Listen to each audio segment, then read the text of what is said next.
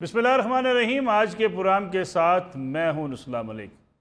لاہور ہمیشہ پاکستان کی سیاست کا مرکز رہا ہے، لیکن آج کل پھر یہ سیاست کا محور بن چکا ہے۔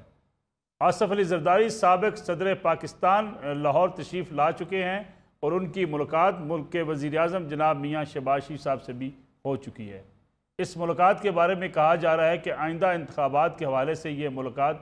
بڑی اہم ہے، اور یہ بھی کہا جا رہا ہے کہ وہ جہانگیر خان ترین جو استحکام پاکستان پارٹی کے سربراہ ہیں ان سے ملاقات بھی کریں گے۔ دوسری طرف پاکستان تحریک انصاف کے سربراہ اس بات کو تو تسلیم کر رہے ہیں کہ جو کارکنان جی ایچ کیو یا لاہور میں کور کمانڈر ہاؤس پر اور دیگر جو فوجی تنصیبات پر وہاں پہ جو مظاہرے ہوئے وہ پاکستان تحریک انصاف کے کارکنان تھے، لیکن جو آگ لگائی گئی یا جلاؤ گھراؤ ہوا، جو توڑ پھوڑ ہوئی، اس میں ان کے کارکنان ملوث نہیں ہیں۔ عمران خان صاحب نے یہ بھی کہا کہ جب ان کے لیڈر کو، ان کے رہنما کو یعنی عمران خان صاحب کو گرفتار کیا گیا تو پھر احتجاج کہاں ہونا تھا؟ آئین انہیں اس بات کی اجازت دیتا ہے کہ وہ جی ایچ کیو کے باہر جا کر احتجاج کریں، اور وہ لاہور میں کور کمانڈر ہاؤس کے باہر بھی آ کر احتجاج کر سکتے ہیں۔ ساتھ ہی ساتھ دھمکی یہ دی جا رہی ہے کہ میں ایک بار پھر آؤں گا اور آ کر سب کو دیکھ لوں گا۔ گویا عمران خان صاحب کا لہجہ ابھی تک بدل نہیں رہا ہے۔ عمران خان صاحب ابھی اسی سوچ میں ہیں کہ وہ اتنے ہی پاورفل ہیں، اتنے ہی طاقتور ہیں جتنے وہ حکومت میں ہوتے ہوئے تھے، اگرچہ ان کے بہت سے ساتھی ان کو چھوڑ چکے ہیں۔ پرویز خٹک جن کے بارے میں کہا جا رہا تھا کہ وہ استحکام پاکستان پارٹی میں آ سکتے ہیں، وہ اپنی ایک نئی پارٹی کے پی کے اندر بنانے جا رہے ہیں۔ اب وہ پارٹی کتنی مقبول ہوگی یہ بھی آنے والا وقت بتائے گا۔ ان سارے موضوعات کا احاطہ کریں گے آج کے پروگرام میں، اور میرے ساتھ موجود ہیں ملک کے سینئر صحافی اور ہمارے استاد جناب سلیم بخاری صاحب۔ سلیم بخاری صاحب بہت بہت شکریہ پروگرام میں وقت دینے کا۔ ان کے ساتھ تشریف رکھتے ہیں ملک کے سینئر صحافی تجزیہ کار جناب عامر ضیاء صاحب اور مطیع اللہ جان صاحب۔ سلیم بخاری صاحب، پروگرام کا آغاز آپ سے کرنا چاہوں گا۔ آصف علی زرداری صاحب جب بھی لاہور آتے ہیں سیاست میں ہلچل پیدا ہوتی ہے، اس بار ایجنڈا کیا ہو سکتا ہے؟ کیونکہ شہباز شریف صاحب تو کہہ چکے کہ حکومت ہم اگست میں نگران حکومت کے حوالے کر دیں گے۔ وہ جو کیا سرائیاں کی جا رہی تھی کہ 1 سال کے لیے حکومت جو ہے وہ اپنی مدت بڑھا سکتی ہے، لیکن کچھ حلقے یہ بھی کہتے ہیں کہ مسلم لیگ نواز نے تو اپنی جان چھڑا لی کہ ٹھیک ہے جی، ہم نے جو فیصلے کرنے تھے کر دیے، اب ہم نگران حکومت کے حوالے کر کے جا رہے ہیں۔ نگران حکومت جانے، ان کا کام جانے، کتنے عرصے کی رہتی ہے، یہ نگران حکومت فیصلہ کرے۔ بہت شکریہ آپ کا ملک صاحب، آپ نے یاد کیا اپنے پروگرام میں۔ دیکھیے، گزارش یہ ہے کہ آپ نے خود ہی کہہ دیا کہ لاہور جو ہے وہ ہمیشہ سے اور اب خاص طور سے سیاست کا گڑھ کہہ لیں یا محور کہہ لیں، جو بھی لفظ دے لیں اس کو، یا منبع کہہ لیجئے، وہ یقینی طور پہ ہے، اس لیے کہ تینوں صوبوں کے مقابلے میں اگر آپ ان تینوں صوبوں کی سیٹیں ملائیں تو تھوڑی سی کم کے ساتھ صرف پنجاب کی اتنی سیٹیں ہیں۔ اس لیے یہ بھی بات اسٹیبلش ہے کہ ہر وہ شخص وزیر اعظم بنا ہے جس کی پارٹی نے پنجاب میں بہتر پرفارم کیا ہے، چاہے وہ ذوالفقار علی بھٹو تھے جو سندھ کے لیڈر تھے، لیکن وہ پرائم منسٹر بنے اس لیے کہ پنجاب میں ان کی پارٹی نے بہتر پرفارم کیا۔ اس کے بعد یہی حال بے نظیر بھٹو کا رہا، یہی نواز شریف صاحب کے 3 دفعہ بننے کی داستان ہے، اور یہی کچھ جو ہے وہ پی ٹی آئی کے چیف جو ہیں ان کے وزیر اعظم بننے کا بھی حال یہی ہے کہ پنجاب میں ان کو زیادہ سیٹیں ملی، زیادہ سیٹیں دلوائی گئی، جو مرضی نام اس کو آپ دے لیں۔ تو پنجاب کی اہمیت تو اپنی جگہ قائم ہے۔ پیپلز پارٹی کی چونکہ میں نے آپ کو 3 حوالے دے دیے ہیں کہ بھٹو صاحب 2 دفعہ اور بے نظیر 2 دفعہ یہاں سے پنجاب سے بہتر پوزیشن میں تھی تو وزیر اعظم بنی۔ اب بھی ان کا خیال یہ ہے آصف زرداری صاحب کا کہ سندھ کی سیٹیں تو ان کے پاس ہے ہی ہے، وہاں تو ان کی میجورٹی کو کوئی چیلنج نہیں ہے۔ ٹھیک ہے، ان کو اگر تھوڑی سی سپیس پنجاب میں مل جاتی ہے تو وہ ان کا وہ خواب کہ بلاول بھٹو زرداری کو وہ وزیر اعظم دیکھنا چاہتے ہیں، اس کو شرمندہ تعبیر کرنا آسان ہو جاتا ہے۔ ان کے لیے انہوں نے کیا راستے اختیار کیے؟ پہلا انہوں نے یہ کہا، مطالبہ کیا نون لیگ سے کہ ان 5 بڑے جو ہیں پیپلز پارٹی کے، نام آپ کو معلوم ہے، چھپ چکے ہوئے ہیں، اس میں قاہرہ صاحب ہیں، چند صاحب ہیں، اس میں یوسف رضا گیلانی صاحب ہیں، سارے نام چھپے ہوئے ہیں۔ بالکل ٹھیک۔ اور دوسرا یہ کہ انہوں نے پچھلے کئی مہینوں سے کوشش بھی کی کہ ری سلیکٹ کیا جائے پیپلز پارٹی کو پنجاب میں۔ ٹھیک ہے، اور میں آپ کو یہ بات وثوق کے ساتھ کہہ سکتا ہوں کہ میں یہ تو نہیں کہہ سکتا کہ وہ یہاں سے الیکشن جیت کے اور حکومت بنانے کی پوزیشن میں ہوں گے، لیکن ان کے ووٹ بینک میں تھوڑا بہت اضافہ ضرور ہوا ہے، جس کا ہرگز مطلب یہ نہیں ہے کہ پنجاب کی ہر کانسٹیٹوئنسی سے پیپلز پارٹی کا بندہ جیت جائے گا۔ ہیونگ سیڈ دیٹ، اس وقت جو ان کی ملاقات ہوئی ہے شہباز شریف صاحب سے، وہ ہے ایک کنیکٹیوٹی ہے اس کی، جو ملاقات دبئی میں ہوئی تھی. دبئی میں ملاقات کے کوئی کہانی ڈھنگ سے تو سامنے نہیں آئی، لیکن جو 2-3 فیصلے ہوئے جی میں اسی طرف آ رہا ہوں. ایک تو یہ تھا کہ الیکشن جو ہے اس میں مزید تاخیر نہیں ہوگی. پیپلز پارٹی شروع سے الیکشن میں مزید تاخیر، وہ جو سنتے آئے تھے اکنامک ایمرجنسی لگ جائے گی، 6 مہینے کا اضافہ ہو جائے گا، یہ دھماکے جو ہو رہے ہیں، جو ٹیررزم ہو رہی ہے، اس کو جواز بنا کے لا اینڈ آرڈر کے بہانے سے 6 مہینے بڑھ جائیں گے. Peoples Party has put its foot down. ان کا جناب الیکشن میں جب اگست میں اسمبلی کے دن پورے ہوں گے، اگر آپ پہلے توڑ دیں گے 90 دن میں، اگر آپ عین دن کے دن توڑیں گے تو 60 دن میں الیکشن کرانے ہیں پیریڈ. لہٰذا میں یہ سمجھتا ہوں کہ اس کے اوپر اتفاق ہو گیا ہے دبئی میں ہی. دوسری بات یہ ہے کہ نگران سیٹ اپ جو ہے یہ بہت بڑا بز ورڈ ہے آج کل. بالکل ٹھیک جو آپ نے کہا، بالکل ٹھیک کہا کہ نون لیگ تو اپنی جان چھڑائے گی اسمبلی کو تحلیل کر کے اور نگران حکومت کے سپرد کر کے. نگران حکومت پھر بعد میں کس کی سنے گی اور وہ کس کی نگران حکومت ہوگی، یہ سب سے بڑا سوالیہ نشان ہے. کچھ لوگوں کا خیال یہ ہے، اور یہ بات ہم نے بھی بہت اہم حلقوں سے سنی ہے، کہ جب تک تحریک انصاف کے چیف جو ہیں ان کا الٹیمیٹ فیصلہ نہیں ہو جائے گا، انہیں ڈسکوالیفائی بھی ہونا ہے، انہیں سزا ہو کے جیل میں بھی جانا ہے. یہ طے شدہ باتیں ہیں، but who will bell the cat, یہ مسئلہ میرے خیال سے اب پھنسا ہوا ہے. نون لیگ یہ چاہے گی کہ یہ مارکا جو ہے، یہ اگر آنے والی انٹرم گورنمنٹ جو ہے وہ اپنے سر لے لے تو ہمارے لیے بہتر ہوگا. بالکل ٹھیک ہے. اس کے بعد کیا ہوگا، یہ بہت بڑے سوالیہ نشان ہے. ابھی تک اس کا کوئی جواب کسی کے پاس نہیں ہے. بالکل ٹھیک. تو یہ ہے صورتحال. جہاں تک آج کی تاریخ میں پیپلز پارٹی اور نون لیگ کی ایکویشن کا معاملہ کہہ لیں، انڈرسٹینڈنگ کا معاملہ کہہ لیں، وہ انتخابی اتحاد بننے کی باتیں جو ہیں وہ سب ماضی کا قصہ پارینہ ہو گیا ہے. نہ یہ انتخابی اتحاد کبھی تھا، پی ڈی ایم بھی کبھی انتخابی اتحاد نہیں تھا، نہ پیپلز پارٹی کبھی اس کے حق میں تھی. پارٹیاں الیکشن اپنا لڑیں گی اور دیکھیں گے کہ کون کیسی پرفارمنس دیتا ہے. جی عامر ضیاء صاحب، آپ کو بھی لگتا یہ ہے کہ پیپلز پارٹی ایڈجسٹمنٹ چاہتی ہے، پنجاب سے سیٹیں جیتنے کی کوشش کرے گی، یا نگران سیٹ اپ کے اوپر؟ کیونکہ یہ بھی خبریں ہیں کہ نگران سیٹ اپ کے حوالے سے پیپلز پارٹی کچھ نام دے چکی ہے، پی ایم ایل این کچھ نام دے چکی ہے. ان ناموں کے اوپر بھی اتفاق رائے ہونا ہے. استحکام پاکستان پارٹی اپنا شیئر مانگتی ہے کہ اگر انتخابات تاخیر سے ہونے ہیں تو کم از کم حکومت کے اندر ہمارے لوگ بھی شامل ہو جائیں. دیکھیے، نگران سیٹ اپ کا جو سمجھ میں آتا ہے، جو ہونا چاہیے وہ غیر جانبدار ہونا چاہیے. اور تمام پولیٹیکل پارٹیز کو، ظاہر ہے کہ 2 ہی پولیٹیکل پارٹیز تو زیادہ میجر ہیں، پیپلز پارٹی اور نون لیگ، وہ ایسے لوگوں کو مطلب ہے کہ نومینیٹ کریں کہ جن کی مطلب ہے کہ سیاسی قد کاٹ میں یا ویسے قد کاٹ میں کوئی شک شبہ نہ ہو. کیونکہ دیکھیں، اگر نگران حکومت کنٹروورشل ہوا آنے سے پہلے یا آنے کے بعد، تو اس کا مطلب ہے کہ آپ کے اگلے انتخابات بھی جو ہیں وہ متنازع بن جائیں گے، جو ملک کے لیے اچھا نہیں ہے. جو بھی اب ایجنڈا رکھا گیا ہے کہ ہمیں معیشت کو بحال کرنا ہے، اپنے پیروں پہ کھڑا ہونا ہے، تو اس کے لیے سب سے پہلا قدم یہ ہے کہ انتخابات جو ہیں صاف و شفاف ہوں اور نظر بھی آئیں لوگوں کو. جتنا اصل مقدور ہم کوشش کر سکتے ہیں، ہمارے جو فیصلہ ساز ہیں اور جو ہمارے انسٹیٹیوشنز ہیں، وہ اس چیز کی کوشش کریں. اچھا، اس میں اگر آپ بہت ہی زیادہ، جیسے کہ پنجاب کا ایک کے پی کا آ گیا، ایک کے پی کی آپ مثال دیکھیں کہ وہاں پر جو ہے ان کے اپنے اتحادی نالہ ہیں. تو حالانکہ یہ کام نہیں ہوتا نگراں حکومت کا کہ وہ فلاں پولیٹیکل پارٹی کا کام کرے اور فلاں کا کام نہ کرے. حکومتیں تو سب کا کام کرتی ہیں، میرٹ پہ کام کرتی ہیں. میں تو اصول کی بات کروں، ہماری سیاست کچھ اور کہتی ہے، وہ ایک الگ بات ہے. تو یہاں پہ جو ایک شکوہ ہے جو اے این پی نے رکھا، پیپلز پارٹی نے رکھا، تاکہ نون لیگ نے مولانا سے وہ یہی رکھا نا کہ ہمارے کام نہیں ہو رہے اور سارا وہ جے یو آئی ایف کے کام ہو رہے ہیں. تو شکوہ بھی غلط ہے، اور اس کا مطلب یہ ہے کہ جی وہ حکومت جو ہے غیر جانبدار نہیں ہے. تو یہ ایک بڑا ایک کوسچن مارک آ جاتا ہے. اچھا، اگر اسی کی آپ تسلسل کو برقرار رکھتے ہیں وفاق میں بھی، سندھ میں بھی اور بلوچستان میں بھی، تو پھر مطلب ہے کہ بلا وجہ کی ایکسرسائز ہوگی. کیونکہ پہلے ہی لوگ جو ہیں سمجھتے ہیں کہ پاکستان میں الیکشن ڈے کے دن ہی ریگنگ نہیں ہوتی، اس سے پہلے بھی بہت ساری مینجمنٹ ہو رہی ہوتی ہے. اور وہ چیز اگر ہو رہی ہوگی، پھر دوسرا سوال آ جاتا ہے کہ کیا پی ٹی آئی کو ہاتھ پیر باندھ کے ڈالا جاتا ہے انتخابی میدان میں، یا مطلب کھل کے کھیلنے کی اجازت ہوگی؟ تو ابھی تک آثار یہ کہ ہاتھ پیر بندھے ہوئے ہوں گے. جب ہاتھ پیر بندھے ہوئے ہوں گے تو پھر ایک فرینڈلی میچ ہو رہا ہوگا حکومت کی اپنی جماعتوں کے درمیان مابین. اور جو میں سمجھتا ہوں پاکستان کی سیاست 2 اس میں تقسیم ہوئی ہے. کہتے ہیں pro PDM vote ہے اور anti PDM vote ہے بنیادی طور پہ نا. تو اینٹی پی ڈی ایم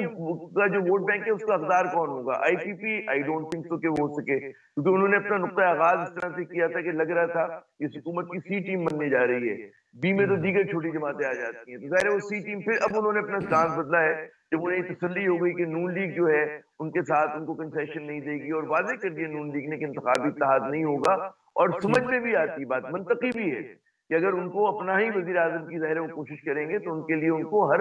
حلقے پہ لڑنا پڑے گا، اور ان کے لیے بہت ضروری ہے کہ وہ بالکل جگہ نہ چھوڑیں۔ پیپلز پارٹی مجھے تھوڑا سا گین کرتی ہوئی نظر آتی ہے، کیونکہ جو آپ یاد رکھیں کہ ماضی میں بائی الیکشن ہوئے تو پیپلز پارٹی نے نون لیگ کی بنسبت ذرا سا بہتر پرفارم کیا آخری کے اس میں، گیلانی صاحب کے بیٹے کی نشست نکلی، اور دیکھیں آپ ایک دو اور جو ہوا تھا، تو وہاں پر ساؤتھ پنجاب میں ڈیل وہ ذرا سے گین کریں گے، سندھ پورا قبضے میں، اربن ایریاز میں ان کی سیٹس بڑھیں گی پیپلز پارٹی کی، اور اسی طرح بلوچستان میں ان کی سیٹس بڑھیں گی، کے پی میں وہ لے سکتے ہیں کچھ سیٹ، تو میں سمجھتا ہوں کہ اچھی پوزیشن میں ہے پاکستان پیپلز پارٹی۔ نون لیگ کا مسئلہ ہوگا کیونکہ جو بھی پی ڈی ایم کی خراب کارکردگی کا چہرہ زیادہ تر جو آیا ہے وہ آپ دیکھیں کہ نون لیگ پر آیا ہے، اور پیپلز پارٹی نے بڑی ذہانت سے اپنے آپ کو بچا کے رکھا ہوا ہے، تو وہاں پر ان کے لیے، کیونکہ جو آدمی، بس میں آخری بات کہوں گا، جو آدمی بجلی کا بل دینے جائے گا اور جو آدمی گیس کا بل دیتا ہے، جو آدمی خریداری کرتا ہے، پھر وہ ایک دو ہی لوگوں کی تعریف کر رہا ہوتا ہے، وہ میرے خیال میں کراچی تا خیبر ایک ہی چیز کامن ہے، اور کیونکہ لوگوں کی سمجھ میں یہ پیچیدگی نہیں آتی کہ پچھلی حکومت نے کیا کیا، آئی ایم ایف کی شرط کیا تھی، یہ چیزیں تو مطلب ہے کہ ٹھیک ہے ماہر معاشیات سمجھیں اور حکمراں جانے، ایک میں عام آدمی کی بات کر رہا ہوں جو کو بائٹ آ رہا ہے انفلیشن کا، تو وہ جو ہے میرے خیال میں اس طرح سے ووٹ دیتا ہوا نظر نہیں آ رہا مجھے۔ جی مطیع جان صاحب، یہ جو اس وقت صورتحال بن چکی ہے، نگران حکومت کے حوالے سے جو باتیں کی جا رہی ہیں، معیشت کی بحالی کی بات کی جا رہی ہے، نگران حکومت 3 ماہ میں اتنے بڑے فیصلے معیشت کی بحالی کے، پھر ملک کو گرین پاکستان بنانے کی باتیں، یہ ممکن ہو سکیں گی؟ جہاں تک زرعی انقلاب کا تعلق ہے، نہ تو اس کی کامیابی یا ناکامی کا انحصار نگران حکومت پہ ہے، نہ ہی کسی اور حکومت پہ ہے، اور سچی بات پوچھیں تو الیکشن کی بھی کامیابی شفاف ہونے یا نہ ہونے کا تعلق نگران حکومتوں سے نہ تو اب کی بار ہوگا اور نہ تاریخ میں کبھی ہوا ہے۔ آپ اچھی طرح جانتے ہیں آج تک جتنے بھی الیکشنز ہوئے ہیں، اس کے بعد جتنے بھی الزامات لگے ہیں یا جتنے بھی دھاندلی کے خلاف تحریکیں چلی ہیں، ان تحریکوں میں سے کہیں بھی کبھی نگران حکومت یا نگران وزیر اعظم کا نام نہیں لیا گیا۔ تو اس بات کو تو چھوڑیں کہ نگران حکومت کی، لیکن نجم سیٹھی صاحب کے اوپر تو الزام تھا نا کہ 35 پینچر انہوں نے لگائے۔ جی بالکل، نجم سیٹھی صاحب پہ بھی جو الزام تھا وہ نگران وزیر اعظم کے حوالے سے نہیں تھا، وہ ان کی ماشاءاللہ سے اپنی شخصیت اور اپنے جو کنیکشن اور رابطے تھے اس کی وجہ وہ خود تھے۔ نگران حکومت ایسا آپ نہیں کہہ سکتے۔ آپ اچھی طرح ہم جانتے ہیں کہ نگران وزیر اعظموں کا کوئی نام بھی یاد نہیں رکھتا، اور شاید ہم میں سے بھی سب کو نہیں معلوم ہوگا کہ 2018 یا 2013 میں نگران وزیر اعظم کون تھا اور اس کی کون سی ایسی پالیسی تھی کہ جو الیکشنز پہ اثر انداز ہوئی تھی۔ تو بہرحال یہ تو ہمیں ایک بنیادی بات سمجھ لینی چاہیے کہ یہ جو نگران حکومت کا ایون جو نظریہ ہے، جو سیاستدانوں نے اس کو آئین کی شکل میں اپنا لیا ہے، یہ خود سیاست اور سیاستدانوں کے منہ پہ ایک چہرے پہ ایک سیاہ دھبا ہے، کیونکہ نگرانوں کا مطلب یہ ہے کہ سیاستدان اس قابل نہیں ہے کہ جو 4 مہینے کے لیے اپنے حکومت میں انصاف کر سکیں اور شفاف انتخابات کر سکیں، وہ 5 سال کے لیے ان کو منتخب کر دیا جائے کہ وہ قوم کی تقدیر کے فیصلے کر سکیں۔ تو یہ سیاستدانوں کے ایک خلاف ایک ایسا ٹریپ تھا جو سیاستدانوں نے بڑی خوشی سے، آپ سمجھتے ہیں نگران سیٹ اپ نہیں ہونا چاہیے الیکشن کے لیے؟ دیکھیں اب تو یہ آئین کا حصہ ہے نا، میں صرف آپ کو یہ بتا رہا ہوں کہ ہم جب یہ تجزیہ کرتے ہیں کہ نگران حکومت غیر جانبدار ہوگی یا اس میں کون ہوگا یا اس سے کیا تاثر ملے گا، تو نگران حکومت جو ہے وہ صرف ایک چہرہ ہے جو بین الاقوامی سطح پر دکھانے کے لیے ہوتا ہے۔ اور میں اب کی بار میں آپ کو یہ بتا دوں کہ اب کی بار آپ دیکھیں گے کہ نگران حکومت جو بھی ہوگی، جو الیکشن کروانے والا فورم ہے وہ الیکشن کمیشن آف پاکستان ہوگا۔ اب کی بار حکمت عملی جو ہے وہ پہلے والی نہیں ہوگی۔ اب کی بار الیکشن کمیشن آف پاکستان بطور ایک آئینی ادارہ وہ بڑے فیصلے کرے گا جو شاید نگران حکومت بھی نہیں کر پائے گی۔ تو ہم نے دیکھنا ہے کہ اب کی بار جو الیکشن ہونے جا رہے ہیں، ایک تو وہ کب ہوں گے اور اس کے بعد جب ہوں گے تو اس میں کون کون شریک ہو سکے گا، یہ تمام فیصلے ultimately election commission of Pakistan کے پاس ہوں گے، اور اسی لیے حال ہی میں جو قانون سازی بھی ہوئی ہے اس قانون سازی کا مقصد بھی یہی تھا کہ نگران نہیں بلکہ الیکشن کمیشن آف پاکستان کو امپاور کیا گیا ہے کہ وہ الیکشن کی حتمی تاریخ کے حوالے سے وہ تمام اہم فیصلے کرے گی. تو یہ تو ہمیں بہت لیکن مطیع جان صاحب، الیکشن کمیشن آف پاکستان کی اگر ہم بات کریں تو جس طریقے سے الیکشن کمیشن آف پاکستان کو ٹارگٹ کیا گیا پچھلے 1-2 سالوں میں، الیکشن کمیشن آف پاکستان کی اتھارٹی کو قبول کیا جائے گا؟ دیکھیں، الیکشن کمیشن آف پاکستان کو جب بھی ٹارگٹ کیا گیا ہے تو اس کا مطلب ہرگز یہ نہیں رہا کہ وہ بنیادی طور پہ الیکشن کمیشن یہ جو کچھ بھی کرتا رہا ہے وہ الیکشن کمیشن ہے. آپ اور میں اچھی طرح جانتے ہیں کہ ماضی میں بھی چاہے وہ عمران خان ہوں، چاہے وہ آصف زرداری ہوں، چاہے وہ نون لیگ ہو، انہوں نے جب بھی الیکشن کمیشن کو ٹارگٹ کیا ہے تو وہ کبھی کوئی اس کو خلائی مخلوق کہتا ہے، کبھی کوئی اس کو نیوٹرل کہتا ہے، مگر الیکشن کمیشن یا چیف الیکشن کمیشنر کی ذات جو ہے ہمارے ملک میں خوش قسمتی سے یا بدقسمتی سے اتنی طاقتور کبھی نہیں رہی کہ الیکشن میں دھاندلی کا تمام الزام کسی الیکشن کمیشنر پہ لگا دیا جائے. وہ میں اور آپ اچھی طرح جانتے ہیں. اب کی بار بھی جو کچھ بھی ہوگا آپ دیکھیں گے کہ اس کا سارا صحرا یا اس کا سارا الزام جو ہے وہ اسٹیبلشمنٹ پہ ہی لگے گا ماشاءاللہ سے. اور اس میں کوئی شک نہیں ہے کہ جب تک اسٹیبلشمنٹ پچھلے 6-7 سال میں اپنے کیے گئے گناہوں کا برملا اعتراف نہیں کرتی اور اس اعتراف کی شکل میں وہ اپنے ہی لوگوں کا احتساب نہیں کرتی، تو اب کی بار بھی جو کچھ ہوگا اس کا الزام بھی براہ راست اسٹیبلشمنٹ پہ لگے گا. اور یہ نگران حکومت اور یہ الیکشن کمیشن جو ہے، یہ تو میں آپ کو بتاؤں کہ یہ صرف محض ایک اشارہ ہوگا، محض ایک استعارہ ہوگا جس کو استعمال کر کے ہدف جو ہے وہ پھر بھی اسٹیبلشمنٹ ہی رکھا جائے گا. تو آپ وہ شروع میں جو آپ نے ذکر کیا تھا کہ کون وزیر اعظم ہوگا، تو میں اس لیے آپ کو یہ کہنا چاہ رہا تھا کہ اس سے کوئی فرق نہیں پڑتا وزیر اعظم کون ہوگا، مگر جو سیاسی جماعتیں ہیں وہ اپنے حلیفوں کو اور اپنے امیدواروں کو یہ حوصلہ دینے کے لیے صرف نگران حکومت میں اپنے زیادہ سے زیادہ بندے لانا چاہ رہی ہیں، صرف یہ شو کرنے کے لیے کہ ہم موجود ہیں اور ہم لوگ طاقت میں ہیں. نگران حکومت میں بھی ہمارے نمائندے ہیں اور ویسے بھی ہمارے تعلقات جو ہیں ہم ون پیج پہ اور اسٹیبلشمنٹ سے اچھے ہیں. تو یہ صرف دکھاوے کے لیے نگران حکومت کے اوپر گفتگو ہو رہی ہے، چاہے وہ آصف زرداری صاحب اور ابھی شہباز شریف صاحب مل رہے ہیں. میں ایک جملہ ضرور کہوں گا ملک صاحب،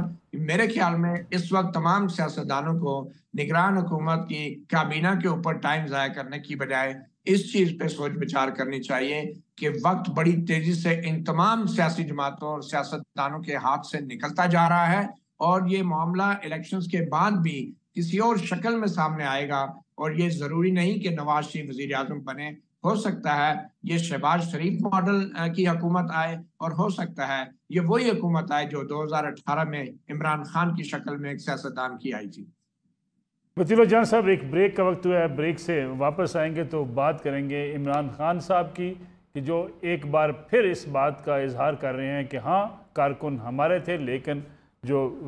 وہاں پہ جو کچھ پرتشدد واقعات ہوئے وہ ہمارے لوگوں نے نہیں کیے. اس پہ بات کریں گے ایک بریک کے بعد. پروگرام میں ایک بار پھر خوش آمدید. سلیم بخاری صاحب، یہ بتائیے گا کہ عمران خان صاحب تو دھمکی پہ دھمکی دے رہے ہیں، باز ہی نہیں آ رہے، پھر ایک بار کہہ رہے ہیں کہ میں دوبارہ آؤں گا، سب کو دیکھ لوں گا، ساتھ ہی ساتھ اس بات کا اقرار بھی کر رہے ہیں کہ جو مظاہرے ہوئے جی ایچ کیو کے سامنے یا فوجی افسران کے گھروں کے باہر وہ پی ٹی آئی کے کارکنان تھے، اور اگر وہ مظاہرہ وہاں نہ کرتے تو کہاں کرتے؟ من صاحب، گزارش یہ ہے کہ یہ چینج پوزیشن ہے ان کی. انہوں نے یہ پوزیشن چینج اس لیے کی ہے کہ جو 102 کے قریب پکڑے ہوئے لوگ ہیں 9 مئی کے حوالے سے، وہ سارے کے سارے تقریباً وعدہ معاف گواہ بن چکے ہیں اپنی پارٹی کے خلاف بھی اور پارٹی کی لیڈرشپ کے خلاف بھی. ڈرا ہوا ورکر ہو یا ناراض ورکر ہو، یہ بہت لیتھل ہوتا ہے پارٹی کے لیے بھی، پارٹی کی قیادت کے لیے بھی. اور سب سے زیادہ وجہ جو ڈرے ہونے کی ہے وہ یہ ہے کہ کریک ڈاؤن جو ہے وہ بھی تاریخی نوعیت کا ہے. اس سے پہلے اتنا خوفناک کریک ڈاؤن پارٹیوں کے خلاف کبھی نہیں ہوا. دوسری وجہ یہ ہے ان کے ناراض ہونے کی ورکرز کے کہ ان کا خیال ہے کہ جب 9 مئی کا سانحہ ہو چکا تو اس کے بعد پارٹی کی قیادت نے ان کو ابینڈن کر دیا، یعنی اس کو ڈسون کر دیا. اس کی وجہ اس کی گواہی یہ ہے کہ 9 مئی کے بعد جب یہ گرفتاریاں ہوئی تو سب سے پہلا ریئیکشن جو ہے پارٹی کے چیف کا وہ یہ تھا کہ یہ ہمارے لوگ نہیں ہیں. دوسرا ریئیکشن کچھ دیر کے بعد ان کا یہ تھا کہ یہ تو ایجنسیوں کے لوگ ہیں. آپ اور میں جانتے ہیں, میرے ساتھی دونوں سینئر جو ہیں وہ بھی جانتے ہیں کہ ورکر جو ہے اس کے پاس ایک ہی دن ہوتا ہے انتقام لینے کا کسی بھی چیز کا, اور وہ ہے پولنگ ڈے. میں نے جیسا اوپر کہا, میں پھر دہرا رہا ہوں بات اپنی, ورکر ڈرا ہوا ہو, ناراض ہو, اس کو گھر سے نکال کے پولنگ سٹیشن تک لانا اور اس سے ووٹ دلوانا, یہی وہ سائنس ہے جس میں پی ٹی آئی کے پاس وہ سکل موجود نہیں ہے, اس لیے کہ پہلا الیکشن بھی انہوں نے گراس روٹ لیول کے اوپر پارٹی کی سپورٹ پر نہیں جیتا ہے. دوسری بات یہ ہے کہ خان صاحب کو اب یہ ادراک ہو جانا چاہیے کہ یہ 2018 نہیں ہے. 2018 میں جو کچھ ان کے پاس تھا یا جو کچھ ان کو حاصل تھا یا جس کی انہیں سرپرستی تھی, وہ آج ان کے نزدیک دشمنوں کی فہرست میں کھڑے ہیں. اور یہ خواب دیکھنا کہ وہ ووٹ کے ذریعے منتخب ہو کے دوبارہ آ کے وہ تباہ کاریاں کریں گے جس کا وہ ذکر کر رہے ہیں, اس کا امکان دو وجہ سے نہیں ہے. پہلی وجہ تو یہ ہے کہ گراس روٹ لیول پر نہ ووٹ ان کو 2018 میں پڑا تھا, اور نہ ہی ان 4 سال میں جب وہ برسر اقتدار تھے ان کی پارٹی کے کسی بھی لیڈر نے, کوئی ایم این اے ہو, ایم پی اے ہو, وزیر ہو, پلٹ کے کانسٹیٹوئنسی کی طرف نہیں دیکھا کہ وہاں کا کوئی کام ہوا ہے یا نہیں ہوا ہے, وہاں کے لوگوں کو کوئی آسانیاں ملی ہیں یا نہیں ملی ہیں. انہوں نے یا دھرنے دیے ہیں یا لانگ مارچ کیے ہیں یا مظاہرے کیے ہیں, اس میں 4 سال گزارے ہیں انہوں نے. اور جو لیڈرشپ تھی انہوں نے دوسروں کو چور چور چور چور چور چور چور چور کیا کہ اپنا سودا بیچا ہے. ایک رتی کام کانسٹیٹوئنسی کا کسی کا نہیں ہوا ہے. وہ لوگ جو الیکشن کی اسٹریٹجی کو, الیکشن کے کانسیپٹ کو جانتے ہیں, ورکر کا اور اس علاقے کے لوگوں کا اگر کام نہیں ہوا, وہاں ان کی بتیاں نہیں لگی ہیں, وہاں ان کی لوڈ شیڈنگ کم نہیں ہوئی ہے, وہاں ان کی نالیاں صاف نہیں ہیں, وہاں سڑکیں نہیں بنی ہیں, تو وہ پہچانتے بھی نہیں ہیں کہ کون ہے آپ لوگ. تو اس لیے میں یہ بہت ذمہ داری کے ساتھ کہہ سکتا ہوں کہ کانسٹیٹوئنسی کے لیول کے اوپر نہ ووٹ بینک کبھی تحریک انصاف کا تھا اور نہ ہے. جو پرسنالٹی کلٹ کا کراؤڈ تھا, یا جو جس کو آپ مقبولیت کہہ لیجئے, وہ ایک تو یہ بات ہے کہ وہ لاسٹنگ نہیں ہوتا, کبھی وہ ڈیوریبل نہیں ہوتا, وہ صدیوں یا دہائیوں تک کبھی بھی نہیں چلتا. آپ اس کی دنیا بھر میں نظر اٹھا کے دیکھ لیں, آپ کو 20 اس کی مثالیں مل جائیں گی. دوسری بات یہ ہے کہ اس وقت آپ کا دار و مدار سارا اس اوورسیز پاکستانیز کے احتجاجوں پر اور ان کی کیمپین پر ہے, جو ٹرکوں کے اوپر لکھوا کے پاکستان کی صبح سے شام تک تذلیل کا باعث بن رہے ہیں. چاہے ان کے بس میں ہو تو وہ پاکستانی جھنڈے جلا دیتے ہیں, ان کے بس میں ہو تو پاکستانی گرین پاسپورٹ جلا دیتے ہیں. مجھے یہ سمجھ میں نہیں آتی کہ کوئی ذی شعور پاکستانی ان میں سے کسی ایکٹ کو جسٹیفائی کر سکتا ہے. عامر ضیاء صاحب, یہ جو سلیم بخاری صاحب بات کر رہے ہیں کہ پی ٹی آئی کا جو کلٹ ہے وہ بھی آہستہ آہستہ بدلتے رہتے ہیں دنیا میں, لیکن عمران خان صاحب اب بھی ایک ایسی بات کر رہے ہیں کہ میں دوبارہ آؤں گا, دھمکیاں دے رہے ہیں. ساتھ ہی ساتھ ان کا یہ تسلیم کرنا کہ ہمارے کارکن گئے جی ایچ کیو کے باہر مظاہرے انہوں نے کیے, یہ تسلیم کرنا خود کیا اپنے آپ کو کسی مزید الجھاؤ میں پھنسانے کا باعث نہیں بنے گا؟ دیکھیں, الجھنے یا مشکلات ان کی اتنی بڑھ گئی ہیں کہ اگر ایک آدھ مزید اس میں اضافہ ہو جائے گا تو ان کے اوپر ان کی صحت پہ فرق نہیں پڑے گا. ٹھیک ہے نا, کیونکہ انہیں نظر ہی آ رہا ہے کہ جناب اسٹیبلشمنٹ جو ہے ان کو ایک کہتے ہیں نا انچ بھر یا سینٹی میٹر بھر یا ملی میٹر بھر جگہ دینے کے لیے تیار نہیں ہے. اور جب آپ اس نہج پہ پہنچ جاتے ہیں, اور عموماً پہلے کہا جاتا تھا ان کے اپنے سرکلز میں پی ٹی آئی کے کہ مقابلہ اس وقت پی ڈی ایم سے نہیں بلکہ اسٹیبلشمنٹ سے ہو رہا ہے, تو یہاں تک تو مطلب ہے ان کے ذہن میں یہ بات آ گئی ہے. ان کو یہ توقع تھی کہ غالباً چینج آف گارڈ کے بعد کوئی مطلب ہے ان کی سنوائی ہو, تو اس پر بھی اب امیدوں پر بالکل پانی پھر چکا ہے اور ایسی چیز نہیں ہونے جا رہی. یقیناً پی ٹی آئی کے لیے بڑا کڑا وقت ہے, اس کے چیئرمین کے لیے بڑا کڑا وقت ہے. اب ان کے پاس آپشن دو ہی رہ جاتے ہیں نا, یا تو فرار ہے, یا تو ہتھیار ڈال دیں, یا وہ مطلب بھاگ جائیں. دوسری صورت جو آپ کو پتہ ہے کہ ان کی طبیعت میں ہے سابق وزیر اعظم کی, کہ اس میں ضد بھی ہے, اس میں انا بھی ہے, خود پرستی بھی ہے, تو اس میں وہ پھر جو ہے مقابلے پہ کھڑے ہوں گے. اور وہ ان کو جو ان کے ہمدرد ہیں وہ سمجھیں گے کہ جی یہ چیز ان کو ممتاز کرتی ہے. فرض کریں نواز شریف صاحب کی مثال لیں کہ جب مشکل پڑی ان کو جیسی پہلی فرصت ملی وہ ملک سے باہر چلے گئے, اور انہوں نے پیچھے نہیں دیکھا کہ کارکنوں کا کیا حال ہوا, یہ جو فرسٹ ایئر سیکنڈ ایئر تھی اس کا کیا حال ہوا. مشرف صاحب کے ہم نے دور میں دیکھا, پھر بھی عمران خان صاحب کے دور میں جس طرح وہ باہر گئے تھے. تو یہ چیز لوگوں کے دلوں پہ, یہ جو کیمپین ہے یہ مطلب ہے کہ کہتے ہیں کہ نیگیٹو کیمپین کی وجہ سے پی ٹی آئی کے لوگ جو ہیں, ایک ذاتی میں بات بڑی حد تک میں بخاری صاحب کی باتوں سے اتفاق کرتا ہوں, ایک چیز صرف ہمیں دیکھنی ہے, وہ یہ کہ میں سمجھتا ہوں کہ اس کا پی ٹی آئی کا جو گراس روٹ لیول کا ووٹ بینک ہے جیسا بھی ہے وہ مزید ہارڈنڈ ہوا ہے. اس میں میں اگر یہاں پہ middle class upper middle class سے ہم کراچی لاہور میں بڑے شہروں کی بات کروں رورل ایریاز میں تو بالکل صحیح کہا انہوں نے کہ کانسٹیٹوئنسی بیس پالیٹکس ہوتی ہے، وہاں پر اپنے موروثی سیاست کے ڈائنامکس ہوتے ہیں اس علاقے کی، تو وہاں پر وہ ووٹ بینک بڑا اسٹرانگ ہوا ہے۔ اس کے ساتھ جو پی ٹی آئی کے ساتھ بدقسمتی ہوئی ہے کہ ایک تو فرسٹ ایئر ہوتی ہے جس میں ٹوٹ پھوٹ ہے ان کی جو ہو گئی ہے، اس سے عام چیز ہوتی ہے فیسیلیٹیٹرز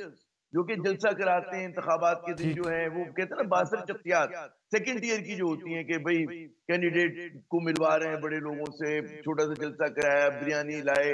وہ لوگوں کو لائے لے جائے، وہ اب اویلیبل نہیں ہے۔ اچھا ہماری پالیٹکس اس کی بڑی اہمیت ہوتی ہے، اور اس میں ظاہر ہے کہ جس پارٹی کے جیسے سندھ میں انٹرینچ ہے نا ہماری Pakistan Peoples Party rural Sindh میں، انہیں کوئی دقت نہیں ہوتی اس چیز میں۔ اسی طرح نون لیگ کو بڑا اس چیز پہ تجربہ ہے، اور یہاں پہ جب جمع و مکہ پی ٹی آئی کے خلاف ہے تو اس کے لیے بڑا مشکل ہو جائے گا، یعنی کہ یا تو آپ کہیں کہ اسٹیبلشمنٹ نیوٹرل ہو تو پی ٹی آئی کو اپنے لیے امید رکھنی چاہیے، لیکن چونکہ نیوٹرل نہیں ہے تو پھر بڑا ایک اسٹیپل ٹاسک ہے ان کے لیے۔ جی ٹھیک ہے، یہاں پر ہم ایک بریک کا وقت ہوا ہے، واپس آتے ہیں ایک کمرشل بریک کے بعد۔ پروگرام میں ایک بار پھر خوش آمدید۔ مزیل جان صاحب، عمران خان صاحب دھمکی جو دے رہے ہیں کس بنیاد پر دے رہے ہیں؟ کیا انہیں اس بات کی امید ہے کہ دوبارہ اقتدار میں آ سکتے ہیں؟ جیسے کہ ابھی سلیم بخاری صاحب اور احمد ضیاء صاحب نے بھی کہا کہ جو ہمارے ہاں سیاست کا چال چلن ہے، اگر آپ کے کوئی جلسے کرانے والا کوئی نہ ہو، اگر آپ کو سپورٹ نہ ملے، بڑی برادریاں بڑے گروپس آپ کا ساتھ چھوڑ جائیں، الیکشن تو آپ جیت نہیں سکتے۔ ملک صاحب دیکھیں، دھمکیاں تو نواز شریف صاحب نے بھی بڑی لگائی تھی جب وہ لندن گئے تھے، گجرانوالہ وزیر آباد کی وہ بڑی مشہور تقریر آپ کو یاد ہوگا، تو نواز شریف صاحب نے بھی جنرل باجوہ صاحب کا اور جنرل فیض کا نام لے کے بڑے سوالات اٹھائے تھے، مگر ان دھمکیوں کے بعد ہوا کیا؟ ان دھمکیوں کے بعد ہوا یہ کہ پھر جنرل باجوہ نے جب ان کا موڈ بدل گیا اور انہوں نے کہا نہیں اب وقت ہے کہ چلو اب منہ کا ذائقہ بدل لیتے ہیں اور کہ دوسری پارٹی کو سپورٹ کرتے ہیں، اس کی مختلف وجوہات ہو سکتی ہیں، تو تبدیلی جو ہے وہ اس وقت آئی جب جنرل باجوہ نے یہ فیصلہ کیا کہ اب جو ہے ہم نے عمران خان کو ہٹانا ہے۔ اور یہ حقیقت ہے کہ اسٹیبلشمنٹ کی مرضی کے بغیر عمران خان جو کہ ٹیلی فونیں کرواتا تھے ایجنسی کے لوگوں سے اپنی اکثریت برقرار رکھنے کے لیے اور قانون سازی کے لیے، یہ حقیقت ہے کہ ان کو ہٹانے وقت اگر اسٹیبلشمنٹ وہ کہتے ہیں نا سو کال نیوٹرل نہ ہو جاتی تو ان کو شاید ہٹانا بھی مشکل ہو جاتا۔ تو جنرل باجوہ پیچھے ہٹ گئے، انہوں نے منہ دوسری طرف پھیرا یا کچھ بھی کہہ لیں، تو تبھی جا کے شہباز شریف صاحب کو موقع ملا۔ تو عمران خان اچھی طرح جانتے ہیں کہ وہ جو دھمکی جس کو لگا رہے ہیں نا اس کی وجہ یہ ہے کہ وہ دھمکی جو ہے وہ شہباز شریف کو نہیں لگا رہے، وہ ابھی بھی یہ کہہ رہے ہیں کہ اسٹیبلشمنٹ جو ہے ان کو ایک موقع دے، وہ ابھی بھی یہ سمجھ رہے ہیں کہ اسٹیبلشمنٹ کی مدد کے بغیر جو ہے وہ واپس نہیں آ سکتے۔ تو یہ جو دوگلا پن ہے، یہ جو جس کو کہتے ہیں نا ایک منافقت ہے کہ ایک طرف وہ کہتے ہیں کہ میں واپس اقتدار میں آؤں گا عوام کی طاقت کے بل بوتے پہ، تو دوسری طرف وہ کہتے ہیں کہ جنرل عاصم منیر ان کو ملاقات کا وقت نہیں دے رہے، ان سے بات نہیں کوئی کر رہا، کوئی اسٹیبلشمنٹ والا ان سے مذاکرات نہیں کر رہا۔ تو یہ منافقت جب تک عمران خان نہیں چھوڑیں گے نا، تو عام آدمی اتنا بیوقوف نہیں ہے، وہ جو دیکھ رہا ہے عمران خان کو کہ یہ پہلے کیا کہتے رہے ہیں اور اب یہ دھمکی جو لگا رہے ہیں، اگر عوام کی طاقت کی بل بوتے پہ لگا رہے ہیں تو پھر اسٹیبلشمنٹ کو کیوں لگا رہے ہیں؟ پھر آپ شہباز شریف سے مخاطب ہونا، پھر آپ دھمکی اسٹیبلشمنٹ کو کیوں لگا رہے ہیں اگر آپ واقعی عوام کی طاقت آپ کے ساتھ ہے تو؟ بالکل ٹھیک ہے۔ سلیم بخاری صاحب، پروگرام کے آخر میں پرویز خٹک صاحب کے پی کے اندر نئی جماعت کسی اور جماعت میں شامل ہونے کے بجائے نئی جماعت کی تلاش میں کیوں ہیں؟